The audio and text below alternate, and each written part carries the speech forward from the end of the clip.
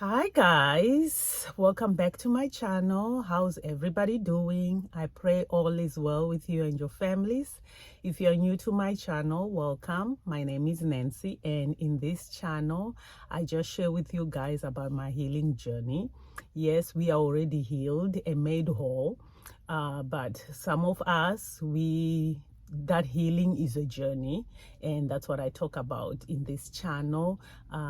Journeying from a victim to a survivor, or victim to a victor. So I just share with you guys some of the challenges I faced and some of the things that I implement in my healing journey. And that's all I talk about in this channel. I do share some fun videos if you want to check those out, but let's get into it. So today I'm talking about the roadblocks to healing. There are barriers to healing, guys, and if you are not awakened to those barriers, those roadblocks, then it's going to be so challenging to get into that healing journey itself. That's what I'm talking about. So guys, what I share with you in this channel is my experience that I had with this pain that I'm talking about. Because I don't know your pain, all I can do is to share the experience I had with this pain. And my hopes is maybe you might relate, and then you would understand what I'm talking about, and you'll be able to get or find the help that you are looking for. So before I dive in this topic, first to come to a decision where you are sick and tired of the lonely, isolated place that you have built for yourself, and you are tired of the abandonment issues you have. You are tired of the neglect, the habits that you have formed around yourself, the hopelessness feeling and all that. You have to come to a decision where you are sick and tired of all that, and you are ready to move on, to give those things a notice to vacate, actually to just kick them out. You have to come to that decision that you are ready to move on. And once you do, you will come to accept what have happened. You would come to that knowing that, you know what, I'm not a victim, I'm a victor. You have to change your language now. Whatever you were telling yourselves, the lies that you were building around you in the name of protecting you, now you have to change that language by telling you the stuff that you see yourself becoming. That is going to be very important, because for me, for example, I used to be like, nobody cares. I always say this, nobody cares, nobody understands. Or I'll say things like, I can't change, I cannot be healed. I was just saying these negative things, feeling these negative things all the time. I was just stuck in this hopelessness because I didn't know exactly what to do with what I was feeling.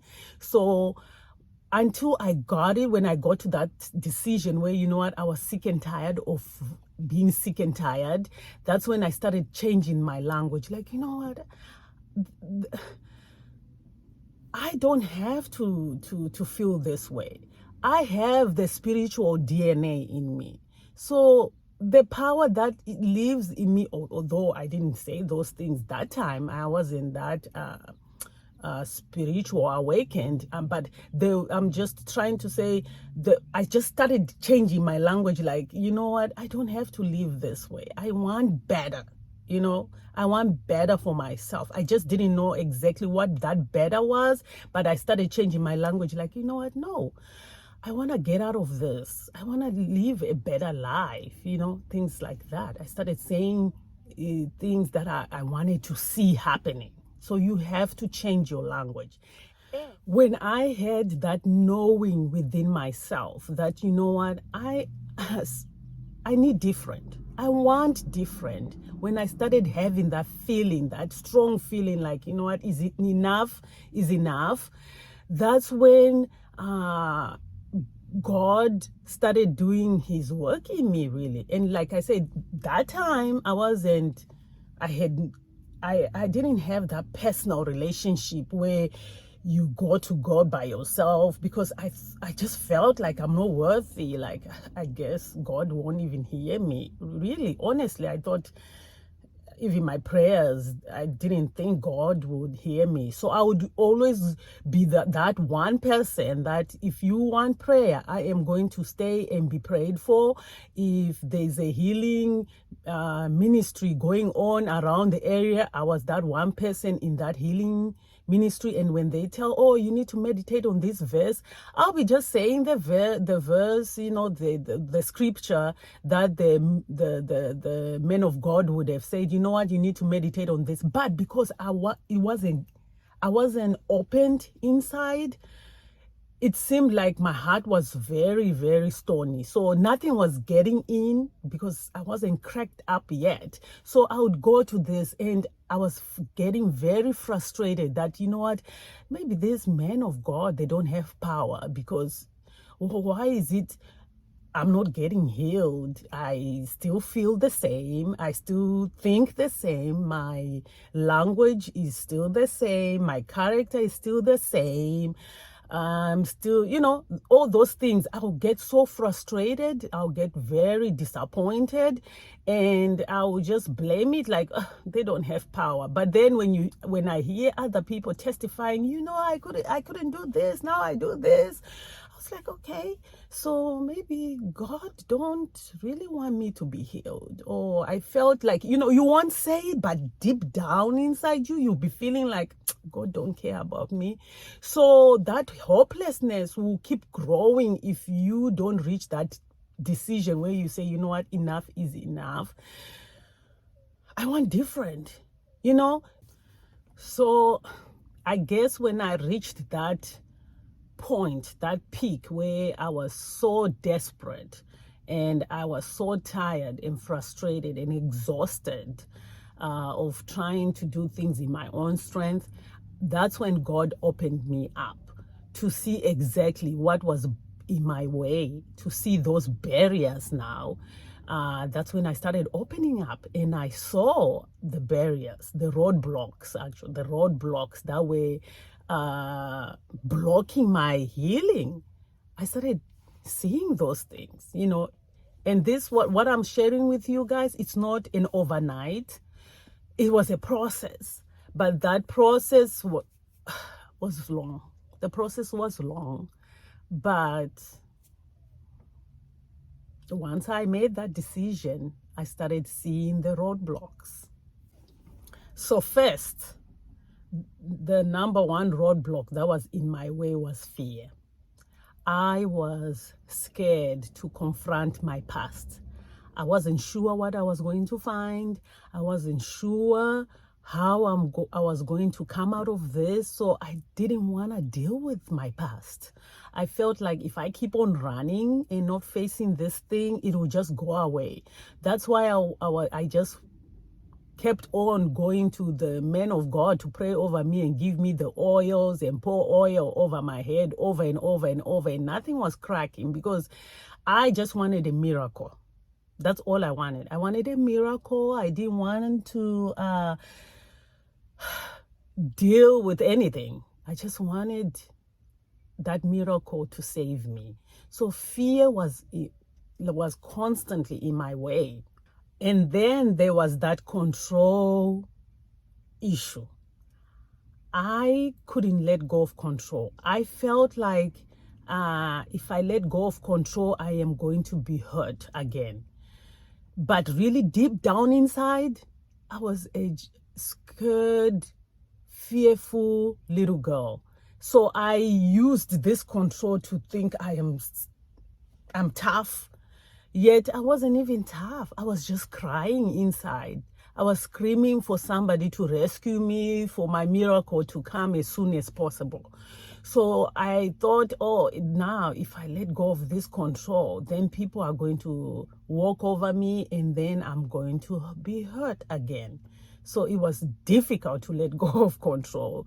That's why I felt like if I only control my kids, they will turn out better. No one will hurt my kids. If I just do this and this, I mean, I will be in control of everything. But really, I wasn't in control of anything. I was just so scared to let go of that control. So control became my FBI agent, my CIA agent, my security guard, my police officer, my everything. Because I call it control, made sure I was protected. I couldn't even trust anyone, even God. You don't say it, but really deep down, I felt it. I felt like, oh, I'm in this by myself. God don't want to heal me. Why is it then every time I go to the man of God, nothing changes? I actually become worse. My behavior becomes worse. I'm even irritated more. I'm on the edge even more. So I felt like I was in this thing by myself, really. So yeah, control was an issue. Then there was that busyness. I stayed busy. If you saw my schedule, or if you just watched me from afar and just like study me, you would feel sorry for me. I made sure my schedule every day was filled up because I just didn't want to deal with the emptiness that I was feeling inside. So I made sure I was busy 24 hours. I slept tired. I woke up tired. I went to work tired. Even my coworkers would be like, do you sleep? Because I was always tired. I looked tired every time because my mind, my body, my soul was just busy. My mind was busy chattering, saying stuff. My body was always on a go. Either if I'm home, I can't settle down, I'm cleaning something, or I'm doing something, or I'm stuck on those movies, or if I'm not at home, I'm shopping to feed my emptiness. I'll be shopping for rubbish, basically nothing, just shopping around just to keep myself busy.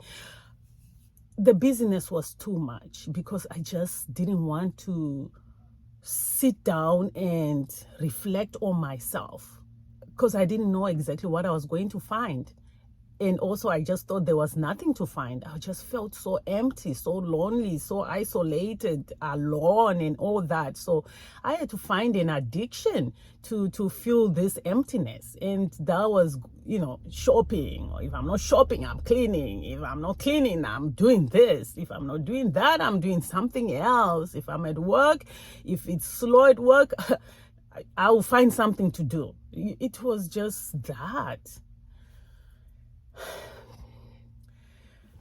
I just get tired thinking of that time, man. I was so busy. It was just, I don't even know how I did all those things. But anyway, then there were the triggers. That time, I didn't even have the name for what I was doing. I didn't know that all these things were called triggers. I had these internal triggers, and then I had the external triggers. The internal triggers were my own wrong assumptions. I was always assuming things negatively, always on the edge. And I was very anxious, but I didn't know that it was called, I didn't know anything about anxiety attack, until one of my cousins was talking about a situation, and she was telling me that she was having this anxiety attack and telling me her symptoms. And I was like, oh my God, all this while, all these years, I was going through anxiety attacks and I didn't know what it was. So I was all that, like I would think of something or see something and automatically I'll go into that defense mode. I was already triggered, panicking, but I didn't know exactly what it was. I had these high expectations on myself, and those were triggers too, because once I didn't meet that expectation, I triggered my own self. Or I'll put those expectations on my kids, and then when they don't meet that, it will trigger me too, because now I'm thinking, oh no, you are going to end up like me, and I don't want you to be like me. Hell no. So let's work on this, because I want you to do better. I want you to be somebody. I want you to do A, B, C, Z, So those were the eternal triggers that I kept on going through, the subtle ones that I didn't know they were there. And then we talk about the external ones, which were, I might see somebody who looked like my perpetrator. It was a trigger. Somebody who said the wrong thing, the wrong comment, whatever, it was a trigger. The smell was a trigger. Alcohol was a trigger. You name it. It was all over the place. But I did not put 1 and 2 together and know that these are triggers that you need to deal with, lady, if you want to be healed. So I was constantly being triggered everywhere. Even in the church, the pastor will be just preaching his message, and then he says something out of the message, and then I'm like, okay, he's in my space. Who was talking to the pastor now? He's in my space. And then I'm coming out of church mad, thinking, okay, yeah. Yeah. So these are some of the things that were blocking me, and I had to be awakened to that for me to journey in this healing thing. Even one dirty dish in the sink will cause me to clean the whole entire house. The house will be clean, but I will re-clean it, because I just didn't want to deal with the issues that I was feeling inside. So how would you be able to journey in this healing journey when everything around you is just triggering you? It will be difficult if you are not aware of it. You will just think like, what's wrong with this world? Because you're failing to look within yourself. You are running. You're constantly staying busy. Fear is controlling you. Control wants to control, and in the name of protecting you, And speaking, this one was my cover-up agent, my undercover agent. Let me say it like that. Yeah. Perfectionism had no time off, no break time. This one worked 24 hours around the clock to just make sure I don't know why I call these things he. I don't know why don't I call it a she? Perfectionism, a she. I just like to call them he's. I don't know why. Anyway, moving on. So this perfectionist tried to make sure he would cover the shame, cover the pain. Nobody will know your pain. Nobody will know your shame. So I was good. All we needed to do is to make sure everyone else sees me as this perfect human being, the closest to Jesus, the Jesus that I had accepted as my personal savior. And I had checked the box that I'm going to go to heaven. But this Jesus was never inside me, because I was filled up with so much mess. So I just knew about Jesus, but I had no relationship with him. Yes, I went to church. I did all the churchy things. It was easy for me because I had to be perfect. I had to look good. The world had to see me as this perfect human being, this kind, this ever happy person, yet inside it was just a mess. I was crying. I was longing for help, for that miracle that I just wanted the miracle to come. So yeah, perfectionism did that job. of trying to cover that shame and that pain. It was just making sure nobody had to see the shame, nobody had to see the pain I was going through, nobody had to know. Yeah, so I had to make sure everything around me and everything that you see on me had to be perfect. That was the job of perfectionism in my life. Then there were emotions. Oh my goodness, these emotions. Emotions to me were this. It was this sensitive child that never grew up, that was stuck at that age of that molestation. I feel like the emotions, how I reacted to everything in my life, it was more like a child kind of reactions. I was stuck at that childish kind of way. As grown as I was, yet when I reacted like a child. I started seeing that when God opened my eyes, because I felt like even, let's say I'm in an argument with my husband, the way I would respond to him was more like a childish kind of way. Let me scream, like throwing tantrums. If I scream, then you hear me. Maybe you'll be scared. You won't come close to me because now I'm feeling like you're too close to my liking, you know. So emotions were just running my life, but they were running me as a child. I was so sensitive. It seemed like if I woke up on the wrong side of the bed, everything from fear to nails, regular nails. I never had nails. I was always a nail biter. I would be eating my nails the whole entire day, or I would be shaking, or everything would be a trigger at that point. Anything and everything and everyone would be a trigger. So I would cope by maybe biting my nails, or I would cope by what would I do? What did I do back then? Cleaning. I would clean like a crazy person.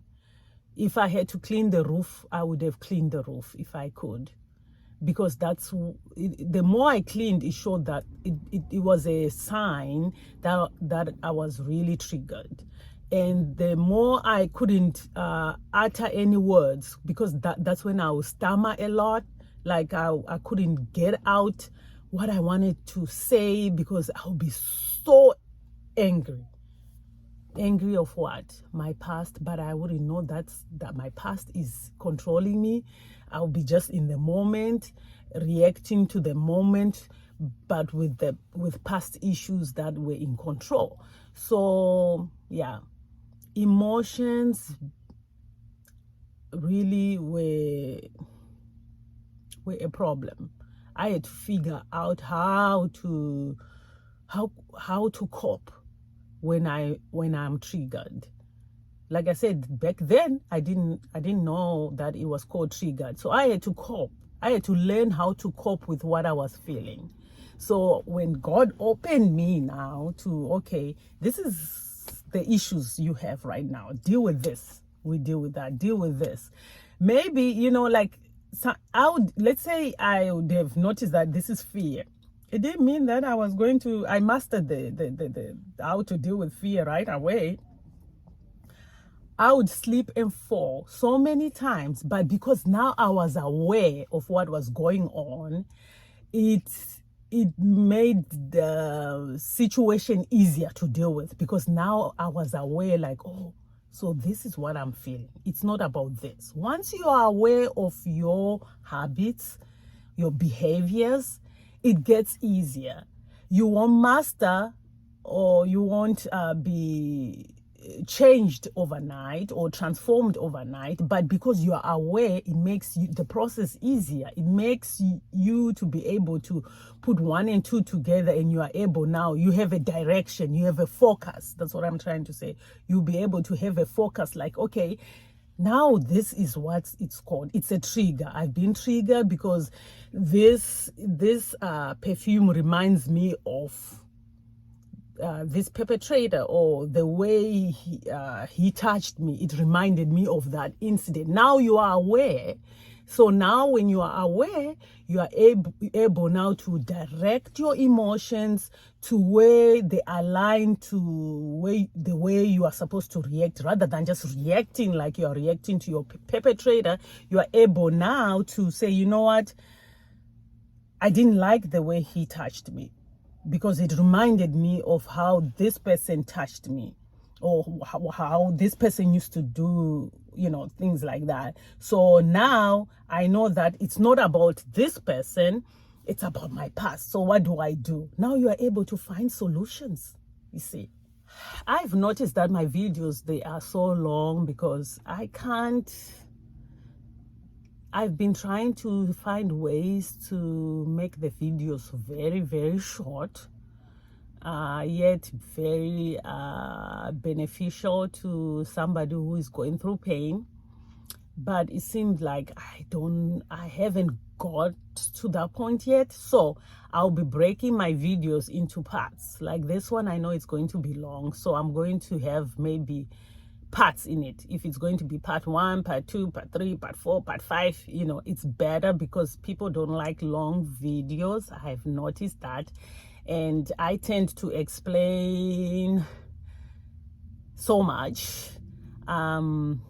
I don't know any other way. I wish I could talk fast, like fast forward, and you could understand. I would do that, but it's so difficult to try and explain. It's challenging to explain. So yeah, I'll just break it down to many videos. That's what I will try and do. So now what I'm gonna share with you, it's going to be a part 2, if it makes sense. I hope it makes sense. So stay tuned for part 2. I will be posting part 2 next week, so look out for part 2.